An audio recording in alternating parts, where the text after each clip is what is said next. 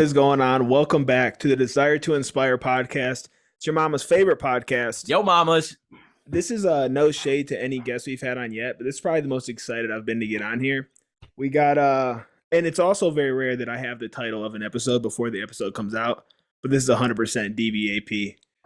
This is we got Boyd Myers, who is a freak of nature. DBAP is a phrase he pretty much coined. It's don't be a pussy. So we're just going to jump right into it, Boyd. What's going on, man? What's up, guys? Thank you for having me. Oh, dude, thanks for coming on. I'm super excited. I've been talking about it all day. I said I was going to fangirl on here, so we'll see what's going. Yeah, I haven't seen or heard Dylan be this excited about one. He's like, dude, if this is one that you got to look into the guy, you got to look into him. You got to understand what I'm talking about. You got to understand the excitement. So I'm like, all right, brother. So, yeah, I'm pumped for this, man. Excited that you came on, and I appreciate it. Thank you. Well, man, if I'd known it was this casual and he's sitting on a couch, brother, I'd have set this thing up somewhere else. Oh, yeah, dude. Uncomfortable desk chair I have. This is actually my first time on a couch. I'm usually like over against the wall in a computer chair. But this is where I do my other podcast. I'm like, fuck, let's bring the casting couch vibes. Hey, I like it, man. I wish I was on a couch. I'm kind of jealous right now. Oh, my bad, dude. I should have let you know. But anyway, what we basically do here is get into your story. And it's going to go off the rails real quick. I already fully understand that. But if you just kind of want to give people a little bit of a background on who you are and what you do, then we'll just kind of go from there. Yeah, man, absolutely. So I grew up in Appalachia, well, the poorest parts of the country. Same story a lot of people have, man. I had an addict, abusive father, and I was basically just counting down the days till I could get out of there. The quickest way out was after I graduated high school was join the Air Force. As quick, almost as quick as I could. Got out running. I've been in for a year or so, man. I just kind of became obsessed with fitness. It's about that time I want to date myself. I'm 46 years old.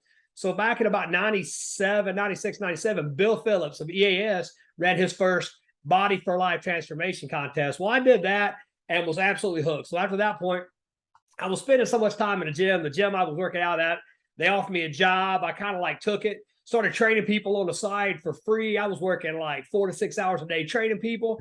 I started pursuing education on it. I got a couple certifications. Left the military after a decade and was broke as fuck. I mean, as most guys that leave the military are. So I decided that, I really wanted to open a gym. I really didn't have a plan. And it's funny, when I left, my son was only like a month or two old, right? So poor execution. But I decided, hey, I'm going to go to Baghdad. I can go to Iraq and work as a contractor, a civilian, and make more money in 1 year than I made in the prior 10. So that's what I did. Went over to go for a year. They kept me for about 21 months. They wouldn't let me leave. So I missed, unfortunately with that, I missed my son's first steps. I missed his first words. And back in 2005 and 2006, webcams weren't as clear as these are. Right? They were great, especially when you're sitting in Iraq. So that was tough, but, means to an end. I came back, ended up opening a gym. Great experience there. I had about 7 or 8 personal trainers working for me over that time. But just like anything, man, you work in something and not on it, you get burned out. Right. So after about 7 years of it, man, I was like, it was great. It was a great living. I enjoyed it, but I just wanted something different. So just basically packed up my family, moved. That was in San Antonio, moved 5 hours north to Dallas-Fort Worth. Struggled there a little bit. Yeah, I agree. Yeah, I agree. Yeah, I like San Antonio, no shade, but I like it up here too. So, So I, after that, I really didn't have a plan. Again, I do a lot of things without a plan. But come up here, we struggled a little bit. We were living with my ex-in-laws. At the time, my in-laws, dude, pretty shitty, man. I got a car repoed out of the driveway. That's a shitty feeling, right? Because they're very well to do, and here I am, like I can't even pay my fucking car payment, right? So, got my car towed off, and then fortunately, I basically fell into new home sales. Started selling houses, man. Did that for about 7 years. It afforded me to do a lot. With that, I completely, when I moved to Dallas-Fort Worth, man, I left the gym life behind. When I say I left it behind, I didn't eat a fucking healthy meal for the better part of about 4 or 5 years, right? I did not work out. I did not train. Found myself working, upwards of 80 hours a week, man. So I was working a lot. I was a very high stress, high paced sales job, but come along, a lot of stress comes along with it. And heavy drinking turned into I'd always been a pretty fucking heavy drinker. Even like when I'd take like spells off, like before a bodybuilding show or a powerlifting meet, maybe a week or two out for a powerlifting meet. But and I was putting them down. I mean, I was getting blackout drunk probably 4 to 5, maybe 6 nights a week. And when I say blackout, it was taking at least like a handle of Tito's to put me down. Yeah. Wow. There were times during that I would drink a fucking fifth, bro, and I'd flip and like, hey, how much beer we got? I just go to beer, man, drink, fucking wake up, not know where the hell I was at. Found myself at about I was sitting about 275, 280. And then, you know, after multiple times trying, my now ex-wife, my wife at the time, Lisa, found out we were pregnant. We'd had a couple of miscarriages, so we'd had a rough patch with that. We were under the impression it's just not going to happen, right? We were told like it's not working, right? So you're probably never going to have kids. Well, we find out we're pregnant, so high risk pregnancy. You know, she did well with it. Father's Day, about 3 weeks before my daughter was born, I just start feeling like hell. And then I get on like WebMD and start reading. I'm like, fuck, man, I'm having a heart attack. This is now you got everything. Everything's fucking AIDS or a heart attack or fucking chlamydia, right? So I'm convinced I'm having a heart attack. I'm at work. So I'm like, hey guys, I'm gonna get out of here. So I go home and I'm like, shit, man, she's 3 weeks away from having a baby. And I'm gonna scare the fuck out of her. Cause guys, I don't go to the doctor. I mean, I fucking broken bones and shit. I'm like, dude, tape that shit up. It'll be all right. Right? I'll lay in there and die, bro, in my fucking bedroom. I'll go to the fucking doctor. I hate doctors. Sick people go to the doctors, right? Yep. So I fucking go and I'm like, yeah, something's not right. So I walk in, it's Sunday, it's pretty busy. I walk in, they're like, how can we help you? There's a fucking waiting room full of people. I say, hey, I'm having chest pain. I think I'm having a heart attack. And I'm like fucking beat red, way worse than I normally am. And they're like, dude, 2 seconds later, they got my ass on my back, fucking shirt off. I mean, cramming shit in me, dude, giving, fucking doing everything. It was insane. I was like, oh, fuck. A few minutes later, they come in. They're like, dude, you're not having a heart attack. We want to keep you here and observe. Cut your blood work eventually comes back. They're like, listen, man, you're not at a heart attack, but you're real fucking close, right? The doctor tries to have a come to Jesus moment with me. He's like, dude, your wife is fucking very pregnant. You need to straighten up, right? I mean, they probably got my blood back, and it was there's a good chance it was like fucking 30% alcohol, right? So so I was like, yeah, you're right. So I think I went home that day, relaxed. I may have eaten a fucking salad or something. That lasted for a day or two, right? And I kind of went back at it. So I had the baby. The drinking subsided when the baby came, but I still wasn't doing anything healthy, right? I was using every fucking known excuse, right? That I had used for fucking years, right? I was I'm tired, it's tired and fucking sick, blah, blah, blah. You feel like shit. And then October hit, right? And that was when I really started having these fucking thoughts. Like, man, I got to get it together, dude. I got a beautiful baby girl. I feel like shit, right? I'm kind of getting tired of being tired. So I decide, like, hey, I'm going to go for a run. So I go out and I run, and I'm like, I can run 3 fucking miles. Anybody can run 3 miles. At 270? Yeah, like I was probably 280 about this point, 280, maybe 285, right? I was big. I quit, get on the scale, 270. I was like, fuck, man. So I seen the pictures of myself in the hospital, right? Like she had taken pictures like, hey, this is where we're at. And I was like, holy fuck, who's that fat fuck on the, the bed? So I take off running, and dude, okay. And I joke about it, and it's come back recently, and I'll get to that later. When you leave my driveway, I live kind of at the bottom of a couple of hills, right? So I'm in a dip, right? I'm kind of on an island. It's very flat here, but dude, once you get about 100, 200 feet away from my door, it's straight uphill. It's not a serious hill. It's like fucking 3 degrees, right? But so I take off, dude, and I get to the top of that hill, which is maybe, I've said it a half mile before, bro. It was maybe a fucking 1/10 of a mile. And I was done. My calves, my stomach hurt, dude. I was having headaches. I was short of breath. I thought I was having another fucking heart attack. My pride was fucking busted, dude. I sat down, and I drive by this spot, walk by this spot every fucking day. I sat down and I just like, fuck, man, I'm fucked. I mean, dude. And so I was like, it's so deep in this fucking rut and this hole that I was like, I don't know, man. Maybe I am fucking done. Maybe I'm just, I'm gonna, die early, right? It haunted me. It bothered me. So I just came back home, man. Fucking poured me a big tall stiff one about 10:30 in the morning. Like, fuck this, man. I'm off today. Let me do some drinking. And I got fucked up, right? Sat there and drank some more Tito's. but it was in my fucking mind. And again, I mean, I'm usually a little more decisive in this. I definitely am now. So fast forward, man, December 12th, right? I wake up and I'm like, this shit has to end. This has to fucking stop right now, right? I'm going to go run again. I know my fat ass isn't running 3 miles, but I can go further than I went last time. I was like, I will go further than I went last time.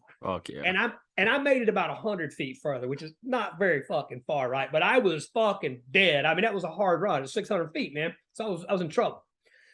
So this time, though, I was like, you know what? Listen, I can't just let this fucking die. I can't go back and just hit the bottom, right? So I walk my ass back home, and I'm like, you know what? We have a Peloton. So I'm going to get on that Peloton and just pedal. I pedal for 2 hours, right? And, dude, I mean, that I hadn't done shit for 2 hours if it wasn't drinking or working in a long time, right? So I go to bed that night, and I'm like, I think that day I was like, hey, can you make some chicken breast, right? I mean, just started like, hey, I'm gonna start thinking, eating like a bodybuilder. I'm like, I know that's not sustainable at this point for me, but I'm like, let me feel good about myself, right? Eat some, eat some clean food, right? Not eat Whataburger. So so that night I wake up about 2 in the morning, 3 in the morning, like that fucking witchy hour, right?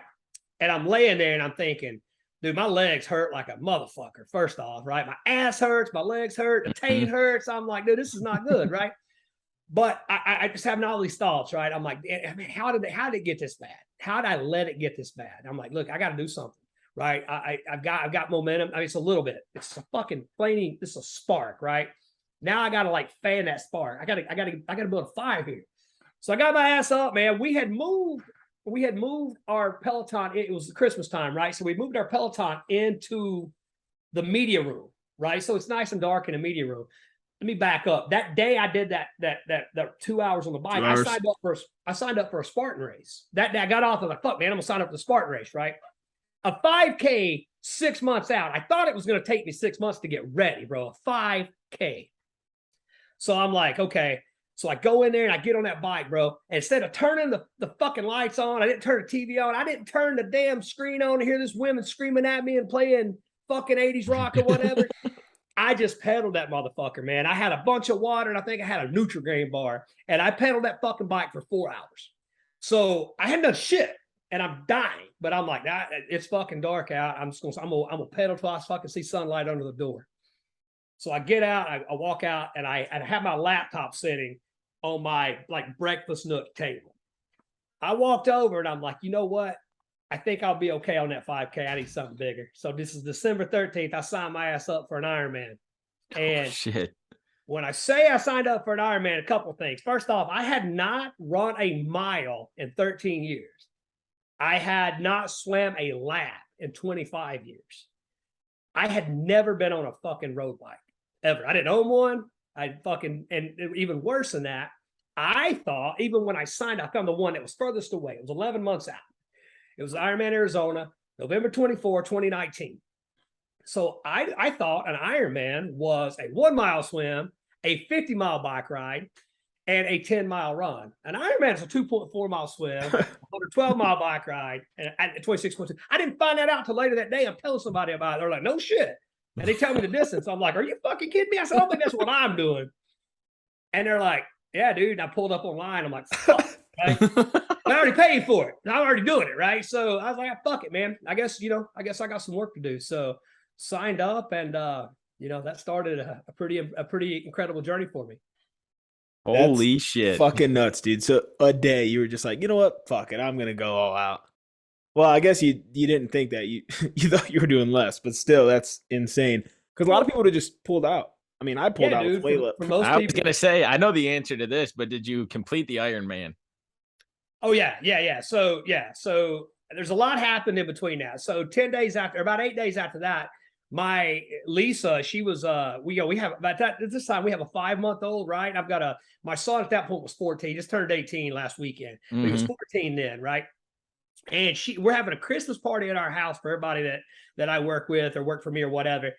And I told her, like, look, we got enough fucking Christmas lights. We got 3 Christmas trees, right? Like, we got enough of that shit, right? So stop decorating.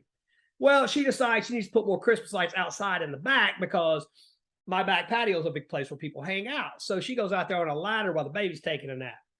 So the ladder's an old piece of shit ladder that I've been meaning to throw away forever. She just grabbed it and thought, oh, fuck it, right?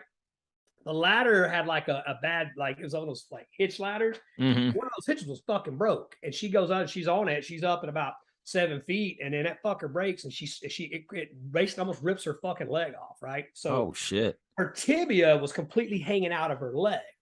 She smacks the fucking ground and she crawls about 50 feet across my backyard with that bone dragging through the grass and the dirt, right?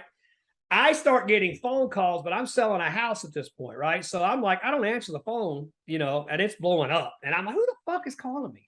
Finally, my office called. They got a hold of my office, and they're like, my office called me. They're like, hey, you getting phone calls? I'm like, yeah, I ain't answering it, doing what I'm fucking supposed to do, right? And they're like, you need to go home. So that's all we know, right? Something's happened in my house about 10 miles away, dude. I'm going like 130 on these little country Denton County roads, right?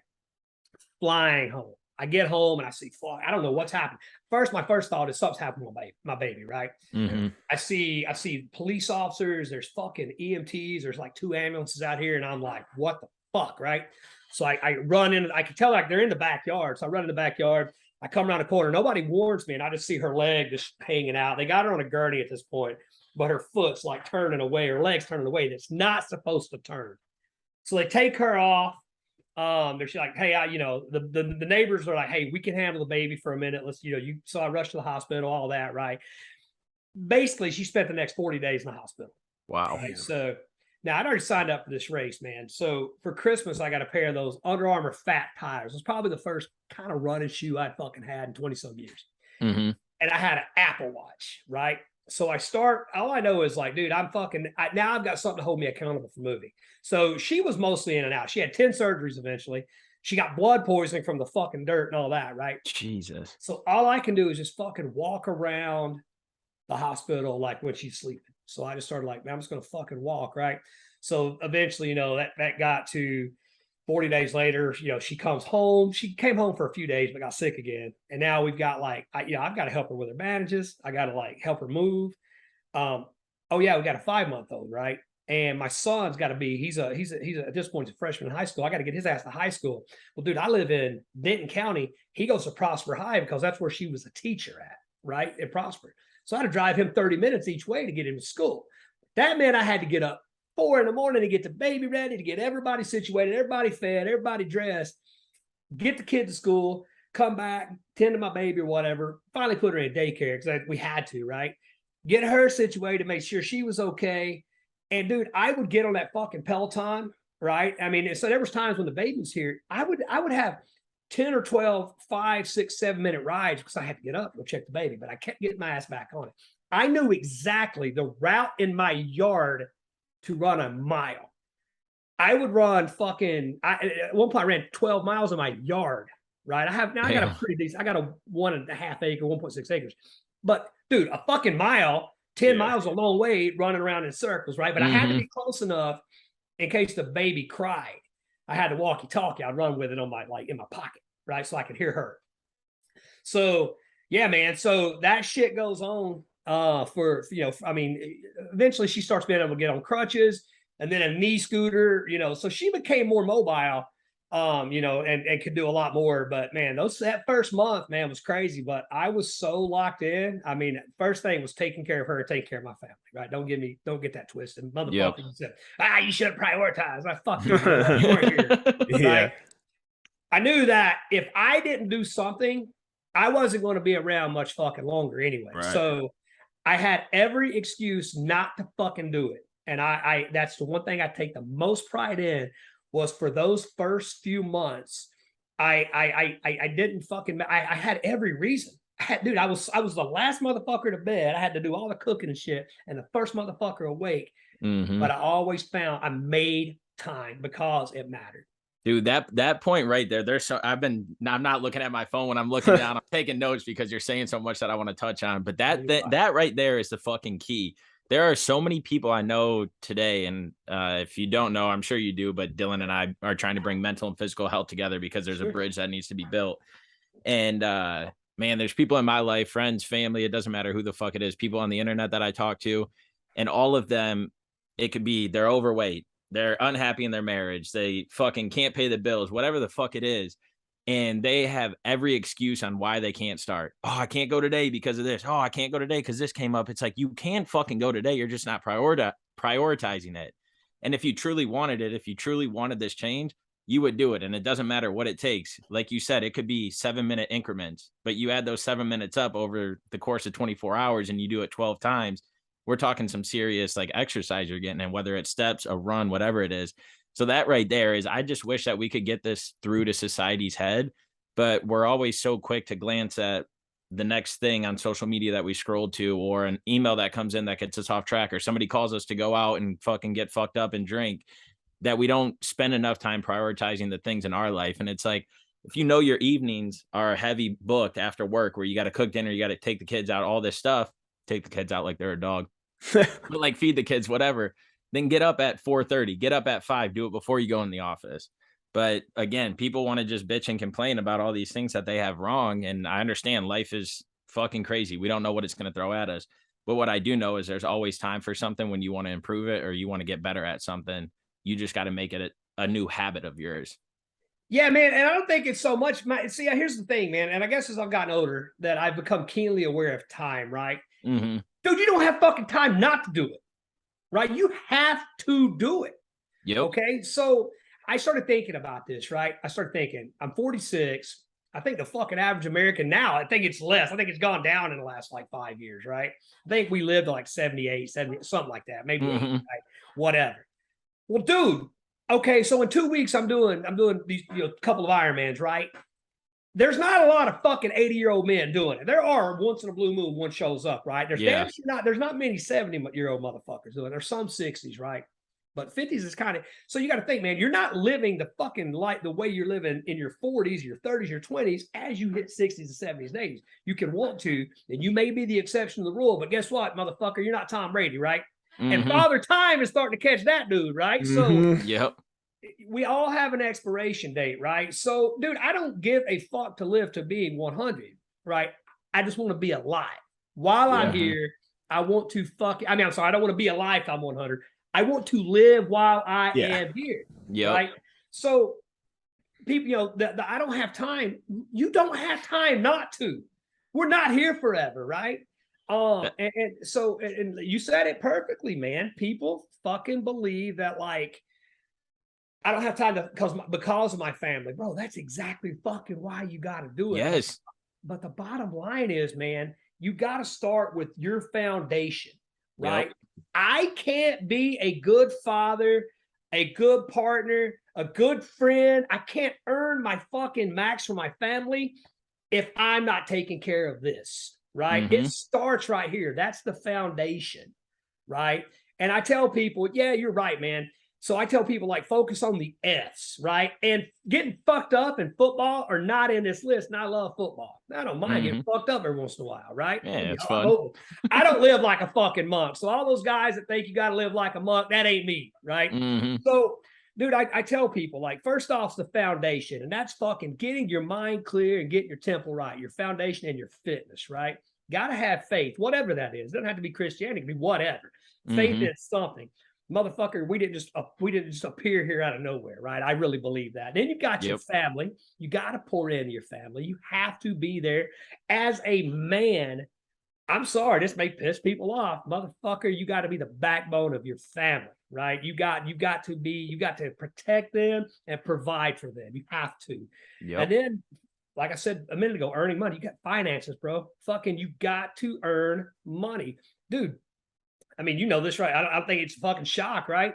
If you made $100,000 5 years ago, you basically, even if you got some raises, you basically make 75 grand right now, right? I mean, simple fucking economics. But so, I mean, it just comes down to that. And then finally, to ultimately provide for your family, and it's not all about money, right? But I mean, from a financial standpoint, it also comes being a good steward of your money.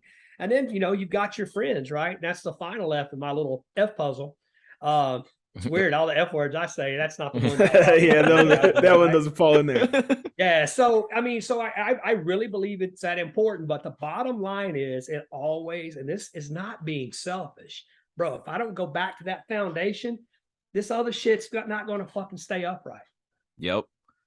Yeah, that's I feel like I always preach, and I like even tell Dylan, but I mean he's really good at it with his family. But I always tell my friends, like, no matter where the fuck you are in life, no matter how far away you are from your family and friends, those are two things that are super important to me. And the reason I'm bringing this up is because I make it a point to keep in contact with them, because I realized at a young age how short life is with my father passing. And it was always something that like I always put behind me. Like I didn't want my friends to know about my dad passing away. I didn't want to talk about it, none of that stuff. But then I started to realize like time is short. We need to remember why the fuck we're here and what we're here for, and when we're here, what we can do. And there was just, I was going through the motions of life, ended up getting in like a super dark path, I guess you could say. And then that's where I found like fitness, and I got into that. I wasn't taking care of myself. I was the same way. I was getting fucked up every day in college, thinking that I was doing something good, but I look back and I'm like, damn, I wasted so much time. And I know you got to develop and grow and all this stuff, but we would go out, Dylan knows, and just get fucked up, and we would be the center of attention, always thinking we had to please this person and please that person. And by the time like I fell into that dark hole, it was too late. But I didn't want to go to nobody to talk to him, because I was like, everybody comes to me. I'm that positive light. I'm the person they go to when they have problems. And I was like, so I can't let them know that I'm struggling. But it was the gym that saved me. And it's that fitness that you talk about. And so that's why we were like, let's get DTI started. Let's preach what we're always doing. And for us, it's family, fitness, all that kind of stuff. And then your mental health, because too many of us get in our head today, but it all starts with the different like habits and patterns that we have, or the foundation that we have, and what's important to us. And so it's finding that ground and realizing like you got to be happy with yourself and who you're living for before you can impact anyone else, your kids, your friends, your crowd, or even the community that you want to do something to. Oh, absolutely. Yeah, man. And you said it right. I mean, I'm the same guy, right? I'm the anchor. I'm the motherfucker everybody comes to. So when I'm fucked up, I'll spiral into fucking oblivion, right? While I'm, while people still want to come to me. And I'm like, dude, and looking back, I'm like, you shouldn't have come to me. I was fucked up, right? Yep. And it comes, and to be honest, and with me, being truthful, yeah, man. And I see it's weird because there's so much virtue now in fucking being a victim, right? And listen, I'm all about being transparent. I'm all about, I think there's a lot of power and vulnerability too, right? But on the same fucking token, we have a society full of people that take a lot of fucking pride in being all fucked, right? Being fucked up, right? I mean, being proud that, hey, yeah, guys, I've been lying to you motherfuckers, I'm an addict, or, everything's about these fucking suppressed emotions. At some point, I'm sorry, right? And listen, I'm not telling motherfuckers to hide shit, right? You got to get it out there. But at some point, you got to tell yourself, I need to stop being a pussy right now and fucking take care of business. At some point, if you want to be that motherfucker that people lean on, listen, I get it, right? I'm not saying fucking hide trauma, man. There's shit. Listen, I got fucking, everybody's got demons, right? You got to exercise those motherfuckers. You got to get rid of them. But even motherfuckers that are out selling mindset and fucking mental strength, all they do all day long, if you're on Twitter, is bitch about their emotions, right? And they're not doing it in a way to like, hey man, it's okay to be fucked up, right? But here's how you get out of it. These motherfuckers are still talking about the same shit they've been talking about for 5 years. That's why. Are you over it? That's why I hate therapy. I tell Dylan all the time, I think it's great. People can go get it off their chest. But what do? You go to therapy, you talk about it, you go home, you sit on the couch, and you do the same fucking thing. You don't change the habits that would change this scenario. Sure. I don't know. That's a feel. I don't know how Dylan feels about it, but like, yes. I mean, I've never been, so I can't really say. I haven't either. I agree with the fact that like the victim mindset thing, like there's a difference between being transparent, being open, but there's a difference between vulnerability and being a victim. You can be open and say, this is what I've went. I mean, you just did it. This is what I've went through, but this is how I overcame it. You just want to sit and wallow in self-pity and just get all this attention like, oh, it's going to get better. It's going to get better. It's not going to fucking get better unless you make it get fucking better. It's just everybody wants to throw shit on Facebook and get all this pats on the back and feel good for a second. But tomorrow they're going to be just as depressed as they were today. Yeah. So, and I talk about this right here. So, I did we'll get into this later. I did my live tweeting of my 100-mile run and my fucking Ironman. I did just fucking spontaneously. And then I did the beer marathon, right? I got to hear about that. Yeah, we'll talk about it, man. It's the worst decision I made in my life. But here's the funny thing is, right? Listen, so it's a funny thing. So when I put out what I'm doing, so if people don't know, I'm doing the full Ironman Waco, and the next day I'm doing the half Ironman, right? Consecutive days. I understand this. I think I'm good. I could spectacularly crash and burn, right? Now, my first thought was, listen, I know there are motherfuckers out there because I just block them, like block, being a cunt, block, yeah, fuck it, right? But I know there are plenty of people out there that would love nothing more than for me to crash and fucking burn. Okay, listen, if me being motivated and fucking be willing to get that uncomfortable fucking bothers you, that just tells me you have no passion, no purpose, right? What I find is motherfuckers that are really going out there and getting uncomfortable and growing really don't give a fuck, right? And I can crash and burn, but here's the fucking difference, right? Here's what drives me crazy is when you crash and burn, fucking own it, right? I'm done, right? What I have found is it's kind of a new form of victimhood. Motherfuckers do some stupid shit. They go walk in the fucking Texas heat and collapse, right? And they spend fucking 2 weeks talking about how proud they are for fucking admitting and owning it. I'm like, bitch, stop it, right? Listen, I understand. I understood the day I ran 100 miles. I may fucking die on fucking Twitter. How fucked up would that be? That's how my fucking that's how you go out. My 18-year-old be like, where my fucking dad at? Damn, man, he died at mile 64, right? and then 13 days later, I do this fucking stupid Ironman on my own. Then I was pissed off the fucking minute the first step. I was like, I got 26.2 miles to go. My feet are fucking done, right? I did it. And then I do the fucking beer marathon 13 days after that. I was like, dude, I realized fucking the first 3.1 miles is, again, this could end spectacularly badly, right? Whatever. I don't give a shit, right? It was, I mean, for the last one there was by having fun. But, man, I mean. Nothing about that seems fun. Nothing about that seems fun, man. Yeah. So, yeah, about the beer marathon. And it's weird because yesterday I was on the Meat Mafia podcast with those guys, man. They were like, dude, we got to fucking talk about this.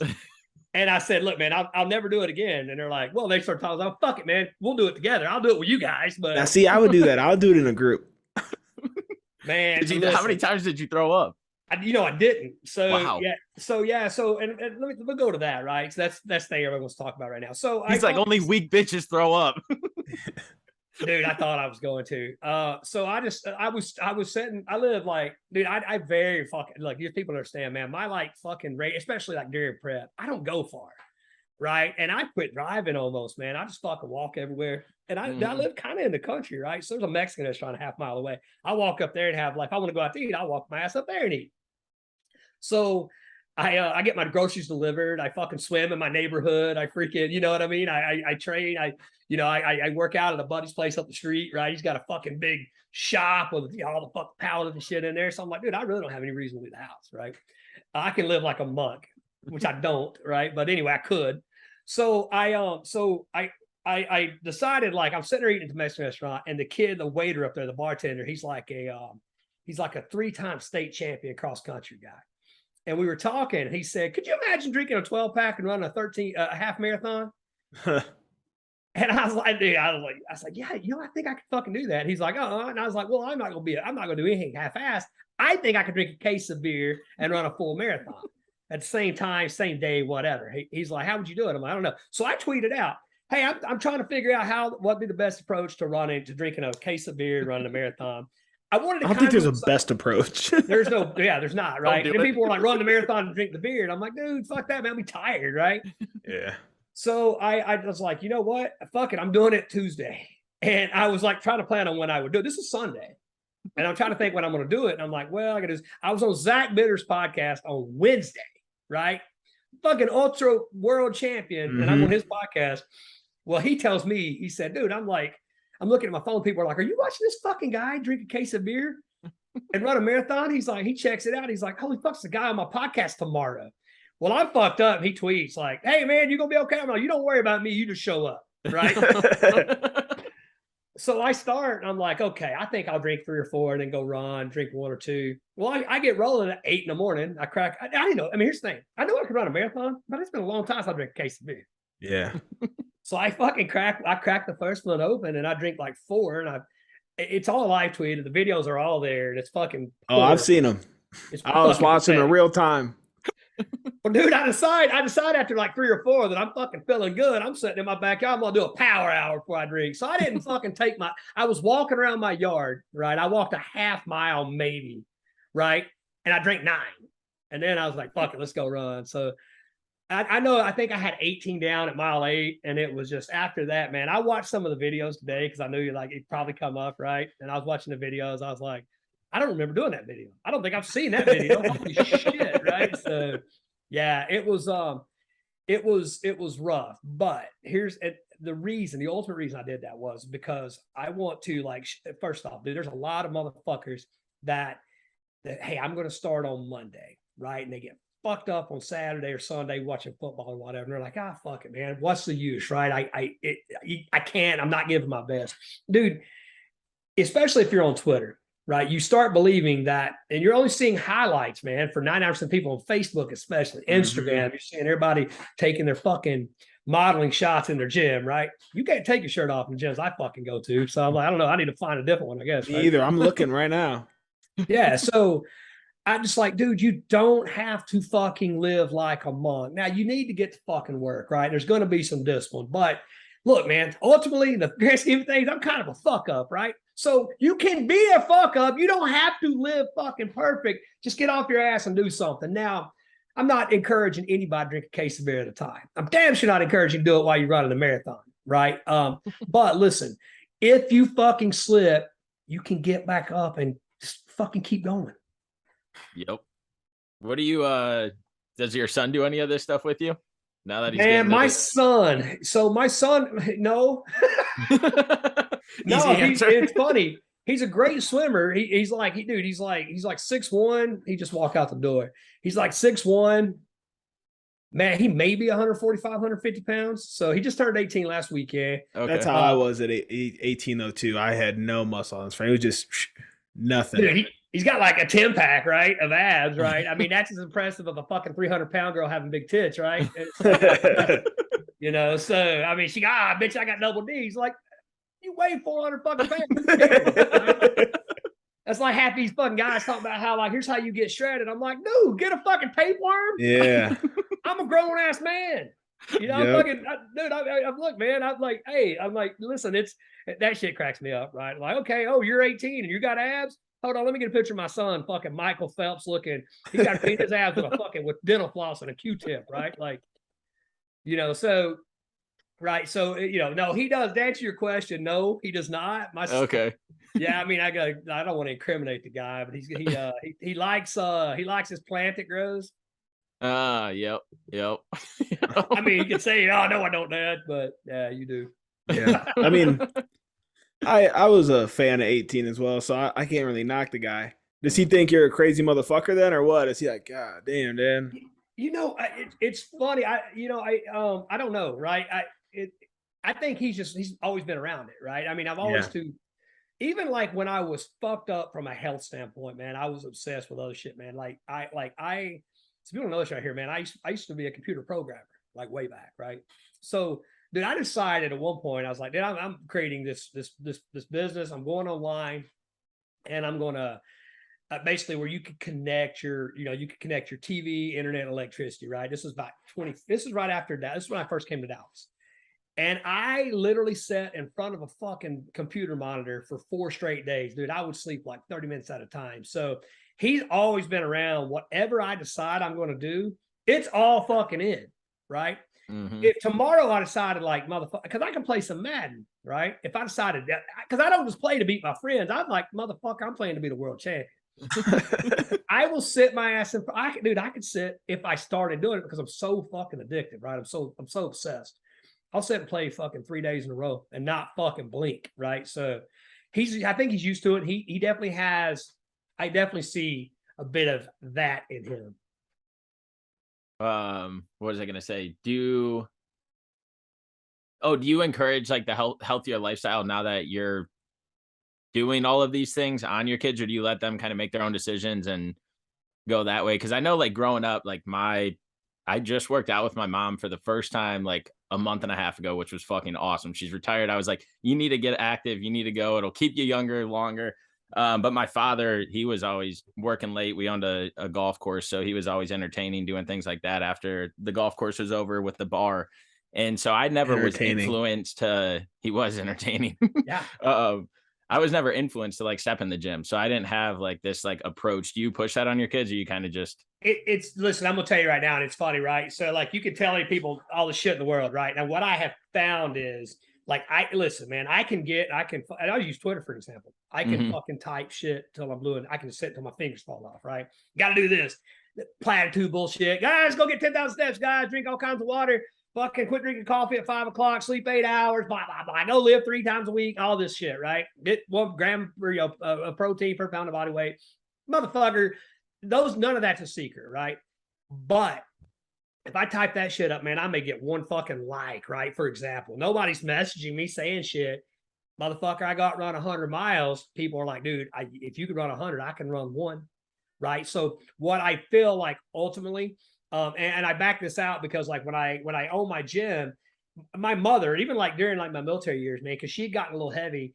And then like probably in her late 30s, early 40s, she just started walking, started eating, making better health choices. So the mother I see right now, I mean, that's not the mother from my childhood. She's energetic. She's thinner, which I think is awesome. With my children though, so I've got a big gap, right? My son's 18 and my daughter's 4. okay. So my son, I believe, I think with the example, I think he'll come around because he's been to races and shit with me. And he said things like, man, this is cool. There's so many people here that have the same interest, right? So I think that ultimately will suck him in. I don't browbeat him with it. Now being 18, he's not in high school, right? So he works almost full time. He's a freaking waiter and a bartender. Kid makes $300 a night, dude. I can't tell him shit, right? Hell yeah. So in there. yeah, so I mean, I don't really, I mean, he's kind of does his own thing. My daughter, however, she is involved in everything, and she is a ball of energy as far as that, right? Like she wants to be outside nonstop. She wants to be in a swimming pool nonstop. When I was running my 100 miles, she wanted to FaceTime me, right? She asked her mom, she goes, "Why can't I go run with daddy?" And I said, "You run too fast." Dude, when I said that, her fucking teeth were ear to ear. They were like 1,000. So, I mean, that's awesome. Yeah. So she's, I see a lot more of her as far as that goes, of wanting to be just constantly active. My son was always more like wanting to play with his toys by himself and stuff. He's a comedian, but, I mean, yeah. But as far as like the energy and the activity and stuff, man, I see my daughter being the next Ironman world champion. Hell yeah. Hell yeah. That's awesome, dude. I think that's the best way to go about it, though. I mean, you could say stuff all you want, but they're not going to actually do it unless you actually show them. Similar to Freddie, I grew up in a very unhealthy household. I mean, there was probably a point where he's probably not going to be happy about me saying this. My dad was probably pushing 400 pounds when I was in like high school. And then I went to the Army after high school. And like, I look back at those pictures, I'm like, I don't even remember this guy. Because now he's 220. He's got himself in shape. And it's like, I probably could have said a lot of things, but it's like the more that I do it, the more he wants to be involved in that kind of a lifestyle. So I think that it goes back to just kind of showing rather than just telling people all the time. It's just wild too. Oh, go ahead. No, please. I was just going to say it's crazy because we've had a lot of people on recently. You may follow them on Twitter too, just because I feel like Dylan has a really good group or community on Twitter they're all connected. It doesn't matter the age, but they're between like 20 and 23 years old, and they have this mindset. But like I personally, like in my life, anybody over like 35 years old isn't pushing the gym, isn't pushing walking, isn't pushing bike ride, isn't pushing like healthy eating, isn't pushing like none of the things that we're talking about. They're not doing them. And it just like baffles me why the older we get, the more we forget about what we did to feel young and what we were doing when we were young. Like, why don't we do it at 46 years old? Why don't we do it at 52 years old? Is it because of the people, everybody's mindset changes so you don't have anyone influencing you? Or is it just like the society thing? I don't know what it is. It just, I guess I hate how the older you get, the less we focus on like taking care of ourselves to like challenge ourselves, whether it's mentally or physically. Yeah, man, that's a good question, right? I mean, obviously priorities change. I mean, I think, and no secret, hormones drop off and everything else, right? That was the first thing. I'm going to say a couple things here. There's people like, what? Dude, I don't like fucking triathlon. Okay? I don't like it. I hate swimming. Fucking hate it. despise it, right? Mhm. I'm not a good swimmer. I mean, I fucking listen, dude. My whole goal is survive the water when I get in, survive it. And I could get better, but I've decided, fuck that. I don't enjoy it enough. So I'll keep surviving. I'll struggle. I'll drink As a he bunch of prepares for a water. full and a half back to back. Right. I'm the worst swimmer that's ever fucking done that. I guarantee you. So, but here's the deal, man. I remembered this right here, and I thought of this like in my first Ironman prep, and then it's hit me subsequently after that. Dude, as children, I remember like, you know, growing up in the mountains, right? We had, you know, like 2 months of fucking good summer where the local pool would open, right? And I remember, dude, you had 2-hour sessions for $1.25. And sometimes you could con your mom into giving you like $3 so you could go twice and maybe get a fucking soda, right? Mm-hmm. You were devastated when that fucking whistle blew and you had to get out, right? You had to be pulled out of that fucking pool, right? And then, like, I remember, dude, I did everything on my bicycle. My bicycle was my life. You get a new bike, you're the coolest motherfucker in the world, right? I just remember the freedom you had on that bicycle, right? And then we could run so effortlessly. Everything we did was full fucking speed. And you go to an elementary school, man, and watch kids. Watch them run, dude. They don't hurt. They're not stiff, right? They've been sitting on their ass all There's day. no jogging. It's all full out sprint. Yep. Yeah, dude, my daughter has one speed. She falls, gets up, she's all fucked up. She gets up, face bleeding, keeps going. My baby, it fucks me up. I'm like, hey, baby. So I, you know, what you said, that's exactly true, right? So what I thought was like, I don't like the sport of triathlon. I don't give a fuck about racing. I don't care about racing, right? I do these things for me because it's about, like, and I talk about all the time, harden my fucking mind, right? If I can go out, I can put myself through the shit for no fucking reason. Then when the economy collapses or fucking, you know, you get disease touches you somehow or death touches you somehow, life is going to fucking kick you in the teeth. It's going to at some point. I guarantee it. It kicks everybody in the fucking teeth, right? All I can do is be as prepared for that as possible. And I'm not a fucking robot, right? I'm not saying, oh, well, dad died, good. You know, I'm not that motherfucker, right? I'm not, they said like Arnold like missed his dad's funeral because he was like 8 weeks out of Olympia, right? Whatever, I'm not that, right?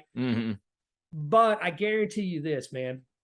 I'm not going to lay around and fucking just cry about it because what good does that fucking do, right? If something bad happens, I've got to be fucking strong enough for my family. I've got to be the example to show them that, like, it doesn't matter in the grand scheme of things, guys. We got to fucking keep doing our part. Yep.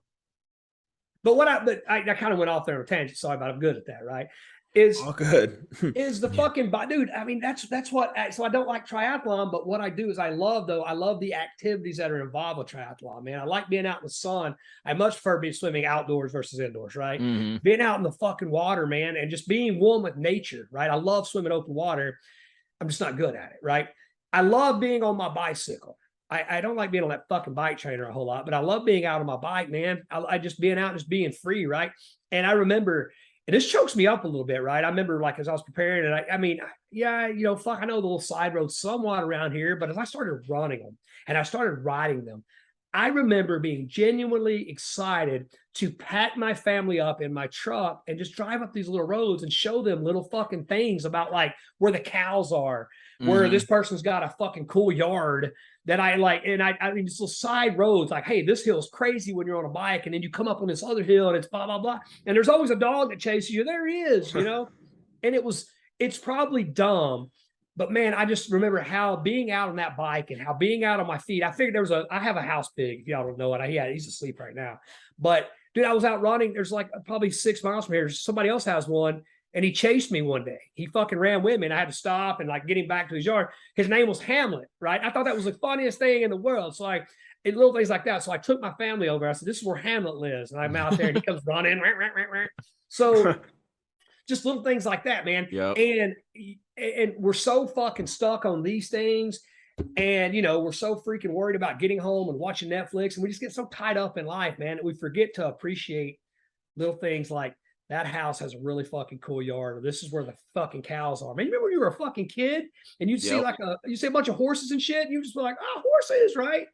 Dude, that came back to me as I started preparing for my first Ironman. So I'll always be thankful for that, right? So that's now man, getting out and seeing fucking goats in the yard, I'll go over and talk to them and shit. And people, I know neighbors are like, who the fuck's wrong? What the fuck's wrong with this guy?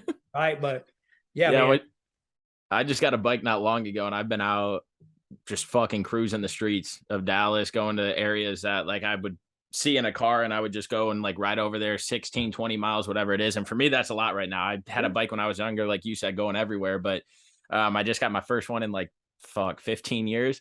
And so I texted in this like little community group that like Dylan and I have, and I was like, go outside today, appreciate the blue sky, appreciate the leaves change and like all this stuff, because we forget about these little things. And it's like, holy shit, like our world is changing every day in front of us, but we don't take the time because we're always on our phone to appreciate those things. And like you said, faith as one of the buckets, like whatever that is to people. And that's appreciating whatever that big man upstairs or whoever it is you believe in or don't believe in gives us every single day to make this life, and go out there and enjoy it and breathe that fresh air instead of staying trapped in this house like we are with these stay-at-home jobs and all that. Yeah, man.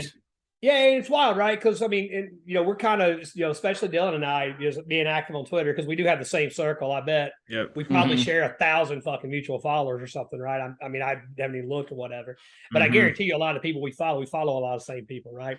So we get trapped in that, right? We forget, like, because I mean, everybody we deal with and talk to on a daily basis is. They're doing what we're talking about, right? They're challenging themselves, right? A lot of us have walked away from corporate America. We're building our own shit, right? And then we're all, somewhat in some way engaged in fitness, right? Yep. But the average person is not, right? And I've been thinking about that a whole lot, right? And I think, and this goes to like signing up for a race or whatever, because people like secretively message me all the time, like, "Hey man, I'm signed up, but I'm not ready to tell anybody," right? So. It's been like driving me crazy, right? So I start thinking about like, okay, well then what? So they're afraid to tell people because they're afraid, like, hey, I don't want to look stupid, right? Well, I already talked about that. First off, 99.999% of motherfuckers aren't paying attention because their face is in their phone and they've got their own shit going on, right? Well, the other side of that is, man, what the fuck is fear? It's not real. It's not real. You cannot measure it, right? It's fucking imaginary, right? So first off, get past it. Fucking being afraid. Why are you afraid, right? What good does it do to be afraid of something, right? You can respect things. I have a fearful respect of fucking, I should say, today I'm not going to go run in Death Valley, right? I probably will in a year or two, but I'm not today, right? I'm not ready. Hey, I'm not going up to Denver and fucking running, like getting out of a fucking car run. I've done that shit before and it fucked me up, right? Altitude sickness is a real thing, right? We'll be up there in a few days if I take off running. So we were first off, there's fear, and it's not real, right? So then you've got like, what are you afraid of? You're afraid of failure, right? But again, what the fuck is that? It's a detour. It teaches you how to keep going, how to move on, what not to do. Motherfucker, nobody's perfect. And I mean, we always heard about Abraham Lincoln and how many times Disney proposed his shit, and and Bezos and all these fucking greats have failed a fucking lot. I mean, you got to think like I like the adage in baseball, dude. If you're a fucking 300 hitter, you're a Hall of Famer, but that means 7 out of 10 times you did not get a fucking hit. Okay. Damn, that's crazy. So failure is fucking it. First off, it's perception, but it's a detour, right? Just fucking keep going. And then finally, man, most motherfuckers are terrified of pain, right? And if you follow me, one thing I say all the fucking time is suffering ends. It always fucking ends. And I truly fucking believe that until you suffer, you can't appreciate the good. You can't appreciate the fucking light and the peace, right? But people strive for that, right? I remember Joe Rogan talked about it. I can't remember who his guest was. Like, motherfuckers think there's just some golden years where you just cruise off in the sunset and you're walking down the beach holding hands. It doesn't end.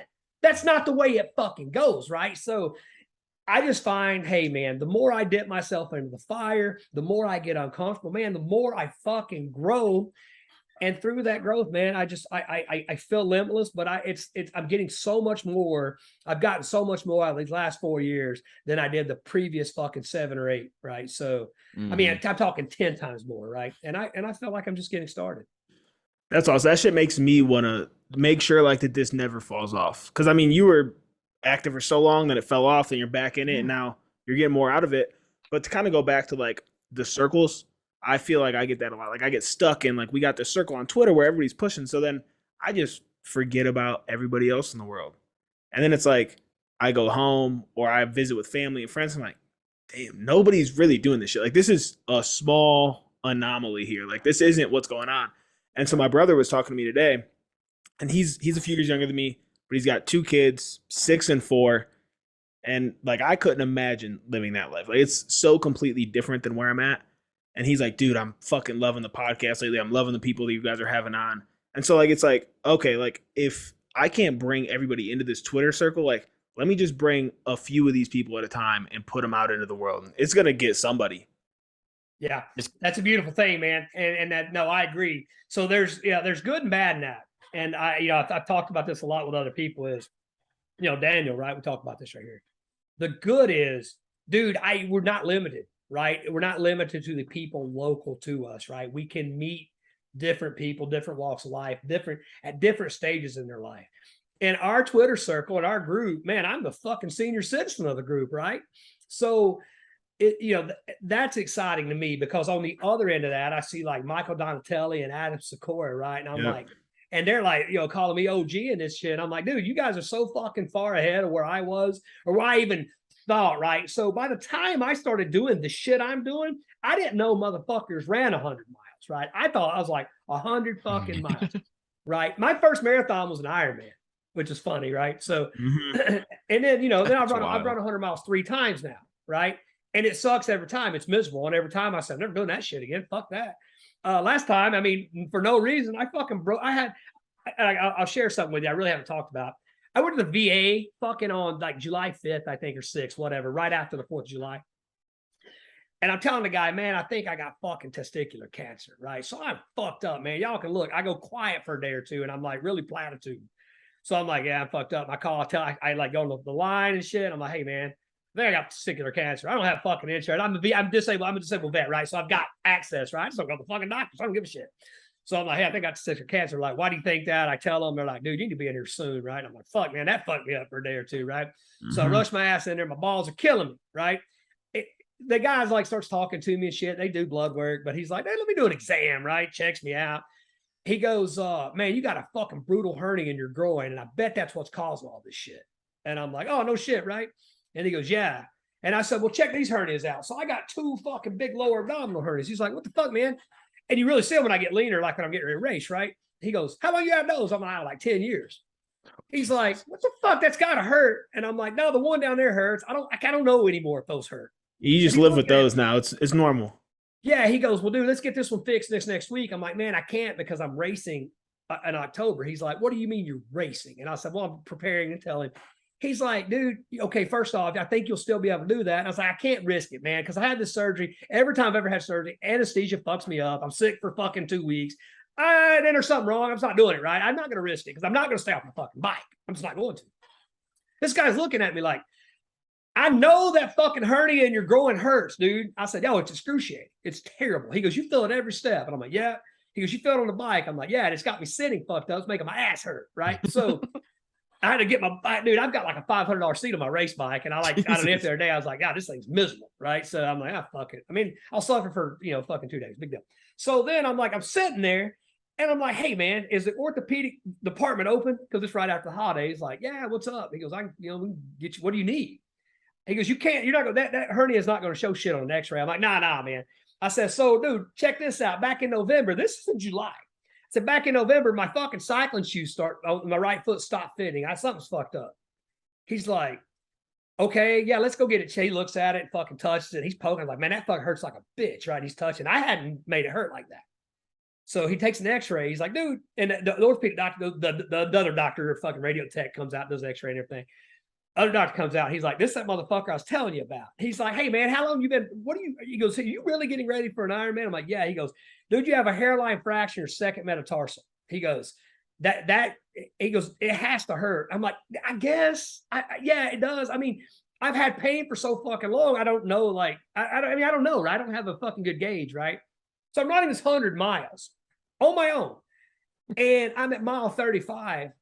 And it started getting hot. I'd go through it started raining right after that. And I'm like, I'm pissed off about the rain. So my plan was take off as fast as I can. Worst fucking plan ever. Because I was like, it's going to get hot. It's going to be shitty weather.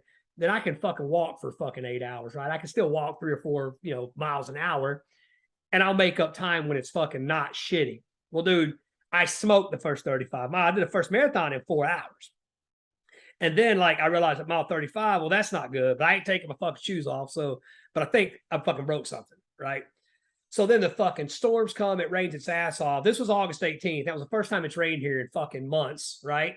Stormed its ass off 3 hours. I get to mile 76 and a half, and the guy, and Brian Gage, you guys know him, Yep. Dylan. He's like, he comes up here to run with me, right? He's ready to fucking run. He's like, dude, he's excited. And I'm like, hey man, now it's stopped raining. My feet, I know, are a big giant blister. So I'm gonna take these shoes off, right? And that was a fucking mistake. When I took the shoes off, I just felt my foot swelled. Yeah, I took pictures of it. The bottoms were just a big soggy, wet, dripping blister, right? My toes were all fucked up. And then, but that bone, I could tell that motherfucker was out, right? I was like, that thing very well may pop through my, and fucking sick as I am, my part of me was like, I hope that motherfucker comes out, right? How badass would that be? Because I'm not stopping. I'm like, I'm not fucking stopping, right? And I'm sitting there thinking like, I'm at mile 76 and a half. I did that in 15 hours. If I say fucking no mas, nobody in the world's going to be like, you pussy, right? But I signed a contract with my fucking self. And I was like, no, I won't fucking quit. And I said that in that video. I will not fucking quit. So I put my shoes, I put a different pair of shoes on, tightened them up. I put the same pair of shoes on did my Ironman with fucking 3.5 years ago that are fucking decimated, but they were big. For some reason they were a little bigger. And I told Brian, I'm like, hey man, I'm not doing well. And we would walk and run. And I was like, dude, I can't tell you how bad the running hurts. But he would look at me and he's like, are you serious? Because you're fucking giggling and smiling and laughing, right? And all I thought about that was later. And that's what the people said in the videos. Like, you're always fucking smiling. And you were obviously fucking miserable. And that's what the guy said yesterday on the Meat Mafia podcast. They were like, dude, you fucking never looked like you were in danger, or you didn't look like you were in pain. I was like, I was fucking dying, right? But I figured this, if I smile, it doesn't make the pain go away, but it doesn't make it fucking worse, right? And if nothing else, Gates even talks about it now. He's like, dude, fuck it, just smile at it. He goes, it made me feel good. He goes, I didn't know how fucked up you were. And next day I take pictures of my feet and I show the bruises and shit. You could plainly see the break and the bruise. And he's like, dude, I didn't know you were that fucked up. And I was like, yeah. So the funny part about that was we get to my house at like mile 94 and a half. So we got, or 95 and a half. We got 4.5 miles to go. Right. I mentioned the hills as you leave my driveway. I told him, I said, I can't go back up that hill. Right. And he's like, okay. And to give you an idea, it took us 10 fucking hours with the last 23.5 miles. That's not fast. Right. You could probably crawl it faster than that. We literally, and I've got the fucking screenshot. I mean, from my Garmin, we literally walked less than 1/10 of a mile back and forth and up and down my driveway for 4.5 fucking miles, just because I said I wasn't finished. I had a fucking rake fucking handle. I had a fucking rake handle. Dude, it's 4 a.m. and we're walking around like that. And we look like the fucking movie The Purge. I'm like, we're fucking shot. They're gonna put light on, they're gonna shoot us. Because I'm in a fairly upscale neighborhood. I'm gonna get fucking shot, right? Luckily, the police never came. So we finished it in my driveway. The last fucking 1/10 of a mile felt like it took 2 fucking hours walking up and down my driveway. And then it finally did that. When this thing fucking does that, I was like, holy shit, right? I'm done. Good night, right? So crazy, dude. Does this another motivate animal, you man. Does this motivate you to jump into your Ironman? What is it, next month? 2 months from now? That you already paid for? It would technically be November 5th, yeah. Yeah, the 5th, the one in Florida. Yeah, I wonder how that's about to go now with everything that's going down there, but hopefully they got all that shit cleared up by then. Yeah, I mean, I'm stationed in that area a lot, right? So, I mean, dude, fucking these hurricanes can fuck shit up in the base for a while, right? With the seaweed and stuff. I mean, I don't think Panama City, I don't think it's going to be. Yeah, I don't think it got too bad. Yeah, but the seaweed and shit starts washing up. I mean, or they have that fucking a red tide bullshit or whatever. So I think the worst thing, I mean, they'll cancel the fucking swim. I mean,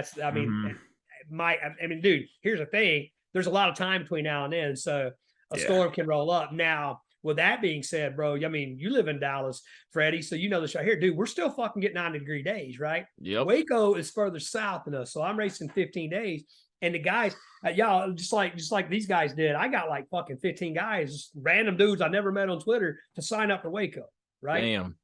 So I had to break to these guys like this week. I'm like, hey guys, there is a legitimate chance this may be a wetsuit illegal race because the water, they got no rain. It's going to be fucking hot ass water, and you don't want to be in a wet. And because they're doing the full the day before, they don't ever do the full and the half in the same place. Right. The same weekend. It's a logistical nightmare, right?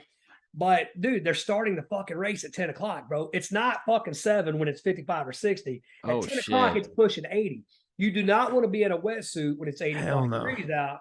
You'll suffocate, right? So I had to like start breaking these guys. I'm like, hey man, y'all may want to start practicing without these fucking wetsuits. So yeah, that could be rough. Yeah, I had a fucking group, Ironman Foundation I'm part of. I had a group call last night, and she said the water is actually wetsuit optional temperature right now. I think it's like 78 or 79 right now, so it shouldn't warm up. But yeah, hopefully it holds out for you. Yeah, I mean, fuck, I suck at swimming either way. I'm not stressed about it either way.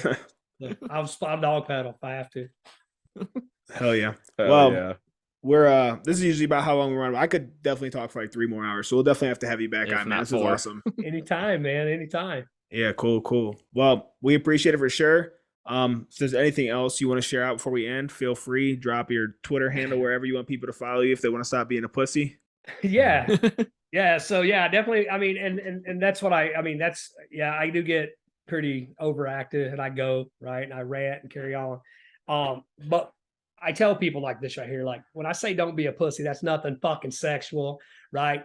I just feel like people, we are capable of so much more than we know, right? And society as a whole, it's not running in fucking tip-top shape. It's just not, right? We're all leaving more on the table.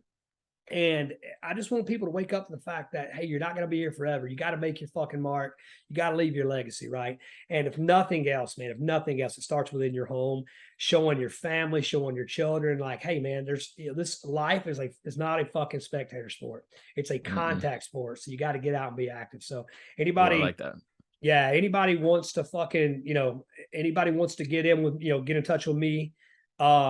At Boyd Myers, BoydMyers, boydmyers.com. I am terrible about updating that, right? But you can find me there, and that has all my contact information on it. Hey Dylan, man, can I share one thing before we go? We got a few minutes? Yeah, of course. I tweeted this the other day, right? This is something to me, like, I don't know, I was driving and I just had this like epiphany, and I thought about, like, hey man, I was just thinking about all the shit, this journey I've been on, the stuff I've started doing, and the group that I hang around with, and then the people that we talked about that, we like, dude, we forget that there's a whole other bunch of motherfuckers out there that aren't living. They're alive, but they're not living, right? So I like to think of this right here, man. I like to think, what if I had the opportunity to chat with my 8-year-old self? And what if I had the opportunity to chat with my 88-year-old self? I'm 46, right? So I started thinking, I remember 8-year-old boy, right? That fucking kid wanted to be the shortstop for the Cincinnati Reds. I'm a huge Reds fan, right? I love Barry Larkin. And at that point, it wasn't Larkin. It's probably Concepcion. But I just, I remember just like, that's what I want to do. I want to play shortstop for Cincinnati Reds. I'll do anything to do it, right? As life gets in the way, as we get burned out in sports when we're in high school and whatnot, and, we're just like, hey, I just want to get the fuck out of the house, right? Let me go get a job, right? My job was United States Air Force. You forget that, right? So I wonder, with that 8-year-old kid, would he be like excited to be who I've become, right? An 8-year-old, you're not excited about kids, right? I mean, I am. That's the fucking highlight of my life now. But would that 8-year-old be excited about the fact that we sold a bunch of houses? I got a bunch of fucking plaques and shit. No, because I sold houses, right? Would he be excited, that I own a beautiful home? Would he be excited I've got a cool dog, right? Probably fucking not, right? He's wondering what happened to why are we not playing? Why didn't we play for the Reds, right? And then I think about that 88-year-old and him saying, like, I was like, hey man, how did we do? And he's like, dude, fucking kind of the same old same, man. You kept selling houses. You did this, and you had a fucking dog. You raised some good kids and stuff, man, which is great. But man, I wish we would have done more. So I think, okay, you know what? Give me 1 year. I'll be back in 1 year, right? So I go off for 1 year and I decide, hell, man, like I did my August, September. I run 100 miles. I fucking do a lot. That Ironman I did, I actually swam 3.6 miles. And then I run a marathon. I ain't gonna talk about. I ain't gonna tell them how much beer I drink, right? I don't want to tell about this, right? And then I'm doing the full and a half Ironman. It started inspiring people. People started reaching out to me, telling me like, "Hey, man, fucking dude, I'm gonna go out and run a mile. I'm gonna lose weight. I'm, this whatever." There are people that want me to come on a fucking podcast and talk about it, right? I come back, man, and I tell 9-year-old boy now, right? I say, "Hey, man, look, we didn't make it to the Reds, but here's what we did, right?" We started running 100 miles. We did this Ironman, and we, that became the base, right? And then we're like, dude, what else can I do, right? I mean, I think I can run 500 miles if I have to. I think I can, I think I can swim across the Atlantic. Now that's probably a bad example, but whatever, right? I think I ride my bicycle across America, whatever. We started doing these things, and we just, I mean, it was a good month we had there. We ran 100. We did an Ironman, and we did a marathon, right? Ended. I did a 50K at the start of the month. So he's like, yeah, man, that's cool. Wow, I mean, good. We're not all decrepit because you're 846 he's like 200, right? Mm-hmm. And then I go to the old man and I tell him he's 89 now. He's a little older, right? But he looks at me different. He's got this big shit-eating grin. And I say, check this out. Here, I know you already know, but this was that year, man. Remember? Right? We ran 100 miles. In a month, we did all this shit, right? I mean, dude, how cool is that? I mean, does that give you a little better closure? Change the whole 40 years. He says, nah, man. He goes, I know you think that was it, and you peaked, and all these people started coming to you, and that was cool, brother. But that was just the fucking beginning. This is where it gets a real fucking fun. Right? Hell so yeah. Buckle up. So that's what I want people to think. Have those hard conversations with that 88-year-old self and that 8-year-old self. Have you become everything that you wanted to become? And are you becoming everything that you're capable of becoming? And that's what I'll leave you guys with. Oh yeah, dude, that was awesome. Fuck yeah. I think I have a social media thing that I'm going to start doing and credit you, but like in my own way, and to keep you in the journey, in the loop, because hopefully this will extend and I'll get close to you like Dylan is and all this, and I become part of this amazing community that you guys have over on the Twitter side of things.